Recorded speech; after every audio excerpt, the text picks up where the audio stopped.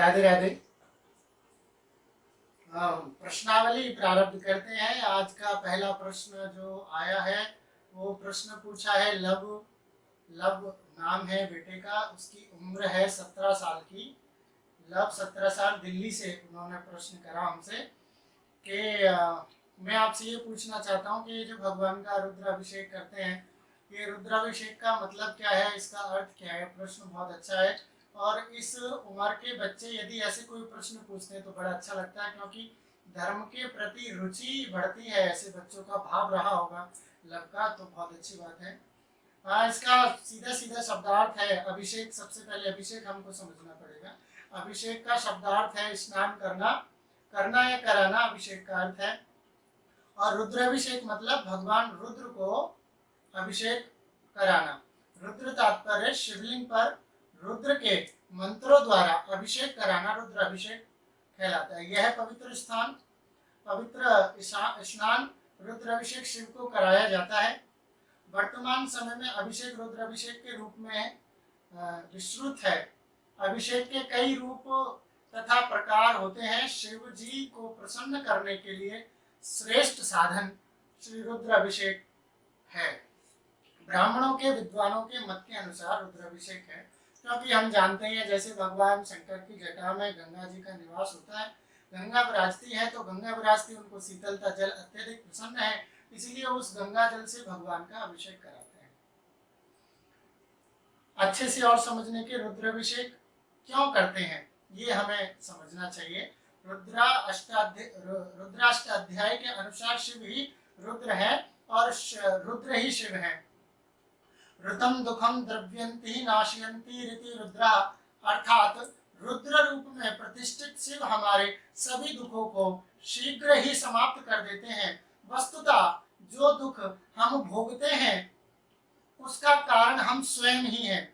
हमारे द्वारा जाने अनजाने में किए गए प्रकृति विरुद्ध आचरण के परिणाम स्वरूप ही हम दुख भोगते हैं। अभी जैसे कोरोना महामारी चल रही, अगर हम इस प्रकृति के साथ ये दुर्व्यवहार नहीं करते तो भगवान हमारे साथ ऐसा थोड़ी करते। तो भगवान का तात्पर्य ही भगवान की सेवा तात्पर्य हमको करुणा सिखाती है, जीव से, धर्म से, वनस्पति से प्रेम सिखाती है। तो रुद्राष्टाध्याय से ही भगवान का रुद्राभिषेक होता है। रुद्राभिषेक आरंभ कैसे हुआ? एक बार हम कथा जानते हैं, भगवान विष्णु जल में उत्पन्न हुए और उनकी नाभि से ब्रह्मा जी उत्पन्न हुए।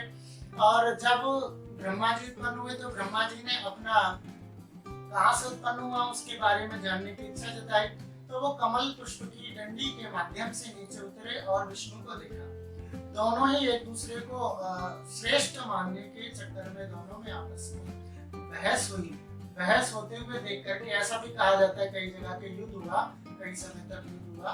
बाद में भगवान प्रकट, शंकर भगवान प्रकट हुए, रुद्र रूप में प्रकट हुए।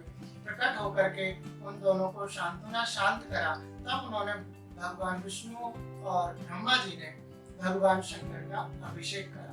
तो जब से सृष्टि उत्पन्न हुई, ब्रह्मा और विष्णु के प्रकटीकरण के समय से रुद्र अभिषेक होता आ रहा है हमारे यहाँ। अब बात आती है कि हमको इस रुद्र अभिषेक से क्या क्या फल की प्राप्ति होगी। भगवान शिव के रुद्र अभिषेक से मनोवांछित फल की प्राप्ति होती है। अब ये जो शिव की प्राप्ति होती है, शिव भगवान प्राप्त करते, तो ये रुद्र हृदय उपनिषद के अनुसार शिव कहते हैं सर्वदेवात्मको रुद्रा सर्वे देवा शिवात्मका, अर्थात सभी देवताओं की आत्मा में रुद्र उपस्थित है और सभी देवता रुद्र की आत्मा है। जब मूल भी प्रकट करता, विश्राम करता, उत्पन्न करता, विनाश करता, सब कुछ शंकर से ही है।